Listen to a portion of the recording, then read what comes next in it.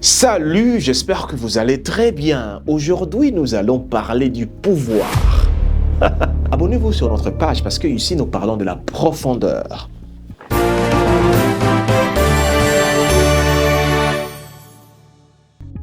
Merci.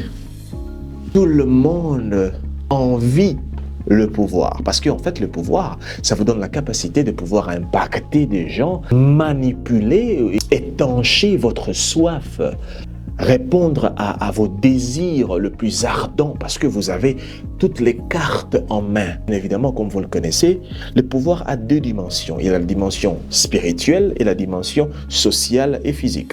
Nous allons parler de la dimension sociale. Avez-vous déjà lu ce livre, Les 48 lois du pouvoir? C'est parmi les livres très dangereux au monde. Pourquoi? Parce que si vous utilisez à la lettre tout ce qui est écrit dans ces livres, vous serez considéré comme une personne manipulatrice, machiavélique, narcissiste, dominatrice.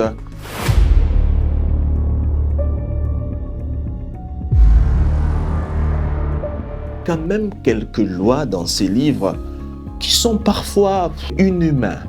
Parce que en fait, le pouvoir parfois n'a pas d'âme. Surtout lorsque si est entre les mains de politiciens, surtout la politique africaine, raison pour laquelle il y a une histoire que nous écoutons sur le pouvoir. Une personne qui avait un raisonnement lucide, intelligent, percutant, vous dites mais tiens, celui-là lorsqu'il sera au pouvoir, il va faire de grandes choses. Mais lorsqu'ils entrent au pouvoir, vous vous rendez compte que c'est comme si le pouvoir, en fait, est une machine d'abrutissement.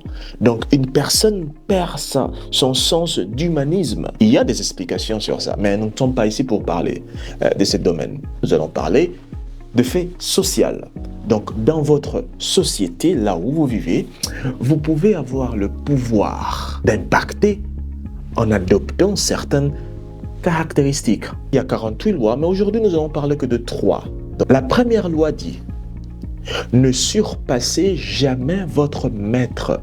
Ça vous est déjà arrivé, bien évidemment, dans un groupe ou dans une institution, où vous vous rendez compte que votre chef, votre leader, ne reflète pas exactement les valeurs qui lui donnent la capacité de pouvoir bien gérer, de pouvoir bien coordonner l'équipe. Et du coup, vous vous rendez compte que vous êtes plus doué que lui. Ça vous est déjà arrivé, n'est-ce pas? C'est comme si le chef n'est pas vraiment intelligent, trop terre à terre, trop vulgaire. La loi dit, ne lui démontrez pas que vous connaissez plus que lui. Vous serez en train de creuser votre propre tombe.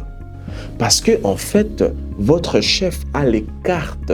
Il a la capacité de pouvoir vous faire succomber dans l'organisation. Donnez-lui cet honneur et il va vous protéger. Le fait de ne pas être une menace pour lui, il va vous ouvrir son cœur. Son ego ne sera pas affecté. J'ouvre une parenthèse pour dire, même dans une relation amoureuse, je sais que cet exemple, il y a beaucoup de personnes qui ne seront pas d'accord avec moi. Une femme dans une relation en couple, une relation amoureuse entre deux personnes, une femme soumise a plus de pouvoir dans la relation qu'une femme impolie ou irrespectueuse. Je répète, dans une relation amoureuse, dans un couple, lorsqu'une femme est soumise, parce que souvent dans nos cultures, on a tendance à démontrer la soumission comme une faiblesse, alors que la soumission est une force. Une femme soumise a un pouvoir que vous ne pouvez pas imaginer. Parce que l'homme devant une femme soumise, il s'ouvrira. Il va baisser toutes ses gardes. Donc, une femme mal intentionnée peut même utiliser la soumission pour manipuler son homme. Ce n'est pas toute personne qui comprend cela. Je ferme la parenthèse. Ne démontrez pas toutes vos intentions au préalable. Lorsqu'une personne sait ou connaît vos intentions, elle a la capacité de pouvoir vous manipuler ou de vous contourner ou aussi de vous préjudicier. Malheureusement, c'est ce qui se passe dans la société. Nous voyons souvent sur les réseaux sociaux comment est-ce que les gens s'exposent, ne sachant pas que... Parce que en fait, ce qui est caché a plus de pouvoir. Vous savez, l'arme qui n'a pas encore tiré fait très peur qu'une arme qui a déjà tiré. Parce qu'en fait, une arme qui a déjà tiré, on sait déjà, voilà, la position, ce qu'il peut faire. Mais l'arme qui n'a pas encore tiré, on ne sait pas exactement. Donc, lorsque vous êtes un peu mystérieux, vous avez plus de valeur.